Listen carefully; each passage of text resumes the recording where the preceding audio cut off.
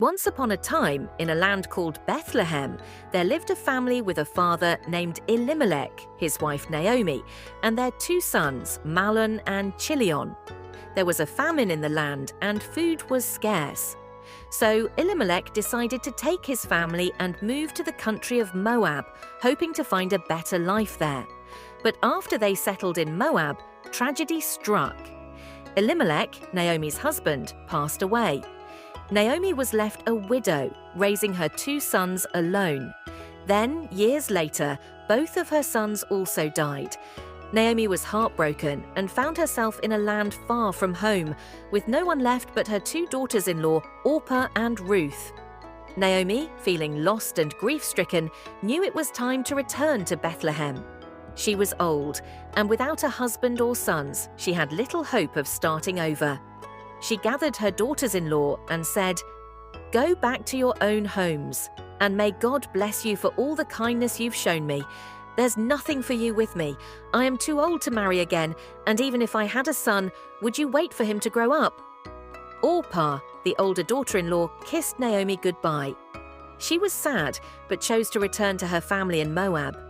Naomi's heart broke as she watched Orpah go, but she understood. But Ruth, the younger daughter-in-law, refused to leave. She said, "Don't urge me to leave you or turn back. Where you go, I will go. Where you stay, I will stay. Your people will be my people, and your God will be my God. Where you die, I will die, and there I will be buried." Ruth's words were a promise of loyalty, love, and devotion. She didn't just see Naomi as her mother-in-law, she saw her as family.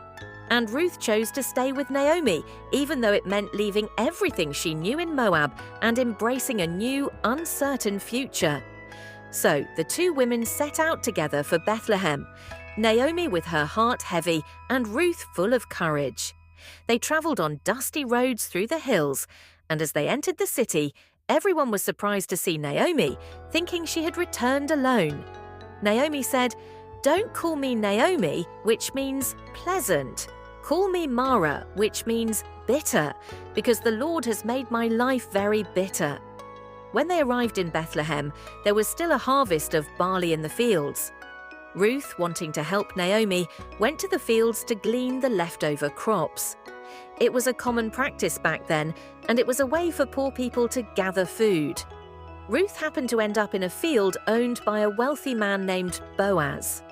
Boaz noticed Ruth as she worked in the field, and he asked his workers, "Who is that young woman?" They told him that she was Ruth, the Moabite who had come back with Naomi. Boaz, knowing that Ruth had shown kindness to Naomi, said to her, "Stay in my field and work with my women. I'll make sure you're safe and taken care of." Ruth was surprised by Boaz's kindness. She asked, "Why have you shown me such favor?" And Boaz answered, "I've heard all about you, how you left your homeland to care for Naomi. May the Lord repay you for what you've done." Naomi noticed how Boaz was treating Ruth, and she saw an opportunity for something more. Naomi, wise and hopeful, came up with a plan. She told Ruth, "Tonight Boaz will be winnowing barley on the threshing floor. After he's finished, go and lie down at his feet. He'll tell you what to do." Ruth did as Naomi instructed. Under the cover of night, she went to the threshing floor and lay at Boaz's feet. When Boaz woke up and found her there, he was startled and asked, "Who are you?" Ruth replied, "I am your servant Ruth. Spread the corner of your garment over me, for you are a guardian redeemer of our family." In this moment, Ruth was asking Boaz to marry her, to take on the responsibility of redeeming her and Naomi. It was a bold and brave request, but Boaz was touched by Ruth's loyalty and kindness. He said, "I will do everything you ask. I will marry you and redeem your family, but there is one who is a closer relative than I. I must first give him the chance." The next day, Boaz went to the town gate, where legal matters were settled. He spoke to the closer relative and offered him the chance to redeem Ruth and Naomi's property. But when the relative realized he would have to marry Ruth, he declined. So Boaz stepped forward and promised to redeem the land and marry Ruth. And so Boaz and Ruth were married. Soon they had a son, whom they named Obed. Naomi, now filled with joy, held her grandson in her arms and said, "The Lord has not left me without a redeemer." Ruth's faithfulness, loyalty, and courage had brought new hope not only to Naomi, but to all of Israel. Ruth and Boaz's son Obed grew up to have a son named Jesse, who became the father of David.